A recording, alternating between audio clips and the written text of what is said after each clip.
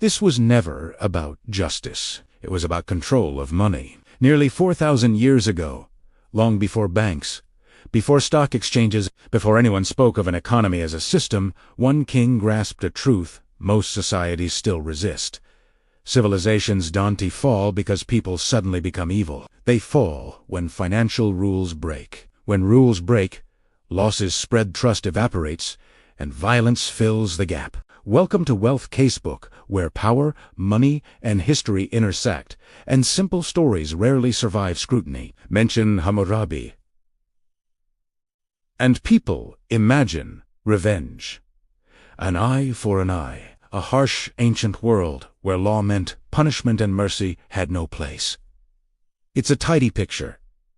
It's familiar, and it's deeply misleading, because when you move past the legend and read what was carved into stone around 1754 BCE, something unsettling becomes clear. The Code of Hammurabi wasn't written to define morality. It was written to organize survival itself. Out of nearly 300 provisions, most had nothing to do with killing, assault, or revenge. They governed loans, wages, contracts, interest, collateral, liability, defaults, and debt. In other words, the mechanisms that quietly decide who survives once a society grows beyond kinship and force. Babylon was not a moral experiment. It was an economic engine. Positioned between major trade corridors, it moved grain, silver, livestock, land, labor, and credit across a dense and expanding population. Farmers borrowed against future harvests.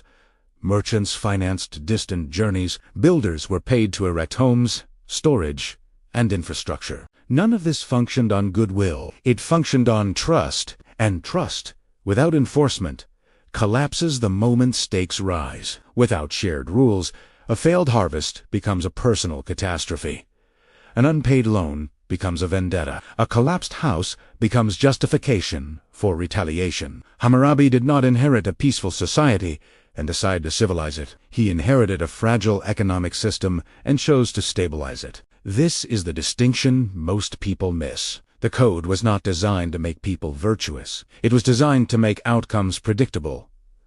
And unpredictability is fatal to economies. When no one knows who absorbs a loss, exchange freezes, credit evaporates, people stop cooperating and return to force. Hammurabi understood that chaos is not prevented by moral appeals. It is prevented by answering a harder question: who pays when things go wrong? The moment liability is defined, behavior shifts. Incentives realign. A system begins to function. Before anything else, Hammurabi confronted debt. In early Mesopotamia, debt was not abstract.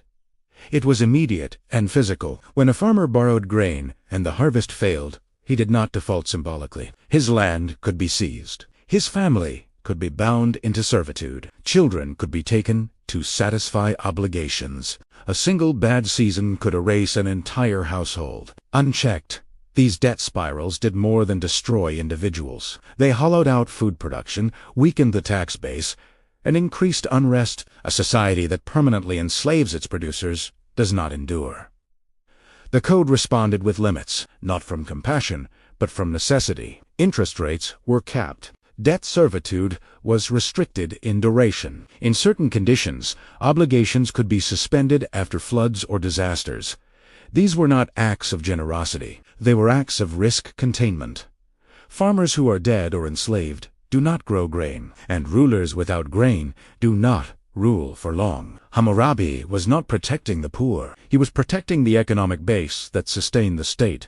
Contracts came next. The laws showed little interest in intention.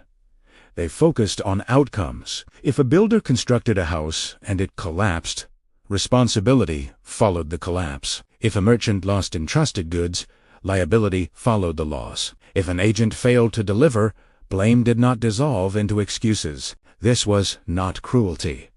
It was precision. When responsibility is unambiguous, risk can be priced. Builders improve standards. Merchants hedge exposure. Exchange becomes safer, not because people become better, but because consequences are known in advance. This is where the code reveals its sophistication. It did not attempt to eliminate failure.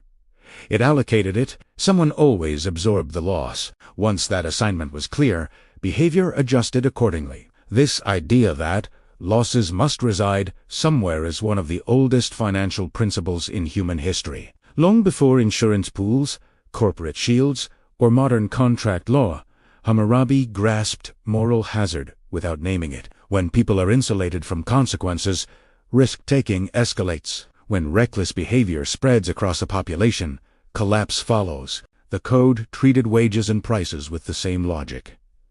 Compensation for specific labor was standardized. Ox drivers earned a set amount. Surgeons earned another. Builders, shepherds, craftsmen all operated within fixed schedules. Not because it was equitable, but because it reduced friction. Every negotiation introduces uncertainty.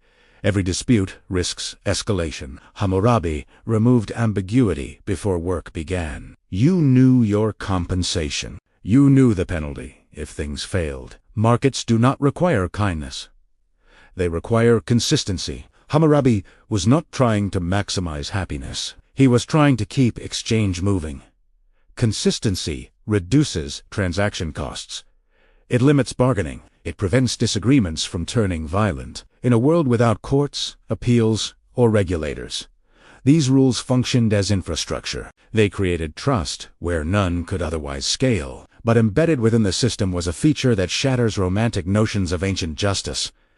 The rules were not equal. Penalties varied by social rank. The same injury carried different consequences depending on status. Financial liability flowed upward and downward along class lines. Power was written directly into the law. This was not hypocrisy, it was design. Elites were insulated because they controlled land, capital, and political stability. Lower classes absorbed greater risk because the system relied on them to do so. This was not about fairness. It was about hierarchy preservation. Every economic system must decide where losses concentrate. Hammurabi made that decision explicit. The stone concealed nothing. It announced the structure openly. By the time the code was displayed publicly, Babylon had learned a lesson modern societies still resist. Debt is not controlled by virtue. Trade is not stabilized by intentions. Collapse is not prevented by hoping people behave better. It is prevented by rules that define outcomes, assiglosses, and expose power. Because once money enters the system, morality alone cannot govern it. Hammurabi understood this reality clearly. The uncomfortable truth is that Hammurabi's system worked. Not because it was humane, not because it was just. It worked because it accepted a reality most societies prefer to obscure. Every economic system survives by deciding who absorbs risk when plans fail.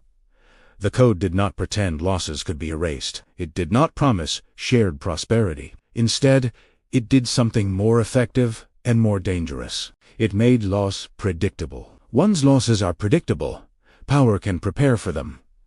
Stability becomes possible. This is why the code rejected equality as an objective. Different classes faced different consequences for identical actions because stability, not fairness, was the goal. When elites injured equals, punishment was physical and severe.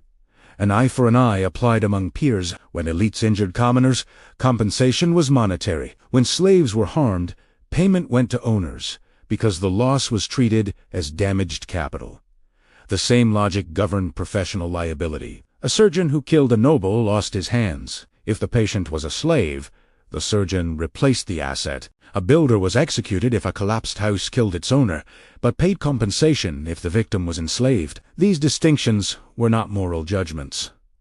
They were calculations. Elites controlled land, labor, and political authority. Protecting them was not corruption. It was containment of systemic risk. If a major landholder failed, the consequences rippled outward through tenants, food supply, taxation, and order. If a laborer failed, the system absorbed the loss with minimal disruption.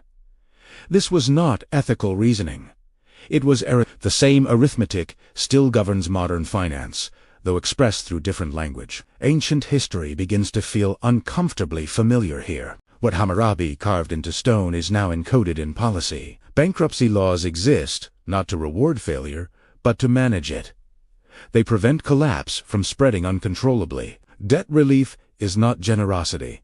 It is damage control. Central banks intervene during crises, not because they favor markets, but because unmanaged collapse threatens everything built on top of them. For 1,000 years separate Babylon from modern economies, yet the logic persists. When instability threatens the core, rules bend. When disruption climbs upward, intervention follows. When it remains contained below, it is often tolerated. This is not ideology. It is structure. Hammurabi did not invent this pattern. He formalized it. Consider inflation. Inflation is not merely rising prices. It is a redistribution of loss. It erodes savings. It reduces the real burden of debt. It shifts pressure away from borrowers and onto currency holders. This mechanism did not originate with modern monetary systems. It mirrors Hammurabi's approach to interest caps and disaster relief. The productive base cannot be consumed by the obligations imposed upon it. When pressure concentrates too tightly, rules are adjusted so damage spreads instead of collapses inward. Here the irony sharpens. Modern societies speak endlessly about fairness, opportunity, and free markets. Ancient Babylon was more candid. The code made no claim that everyone played the same game. It stated plainly who paid when outcomes failed. It did not pretend morality governed money. It acknowledged that money reshaped morality, that honesty gave the system durability. Predictable rules encouraged participation. Participation enabled growth. Growth generated power. Hammurabi understood that people would continue producing, lending, and trading if they believed the rules were stable even. If those rules were severe, chaos does not emerge from inequality alone. It emerges from uncertainty, from not knowing whether a single loss will destroy you or be absorbed by the structure. Modern finance still rests on this foundation. The difference is opacity. Today, rules are buried beneath legal frameworks, regulatory layers, and balance sheets most never read. In Babylon, the rules were visible. They were carved in stone and displayed publicly. There was no illusion of fairness, only structure. This clarity is precisely what many modern participants feel is missing. People sense something is wrong, but misidentify the source. The system was never designed to be moral. It was designed to endure. Endurance demands sacrifice. Someone always pays. The real question is whether that cost is transparent or concealed. Hammurabi did not promise liberty. He promised order. In doing so, he revealed a lesson still resisted today. Financial freedom does not come from believing a system is just. It comes from understanding how risk flows within it, from knowing which rules bend under pressure and which do not, from recognizing where losses concentrate when reality intervenes. This is the enduring legacy of the Code of Hammurabi. Not vengeance, not cruelty, but the recognition that once money organizes society, power must choose between chaos and control. Control always prioritizes the system before individuals. The first civilization learned this through necessity. Every civilization since has relearned it through crisis. History does not repeat. It refines. The instruments change. The language evolves. The structure remains.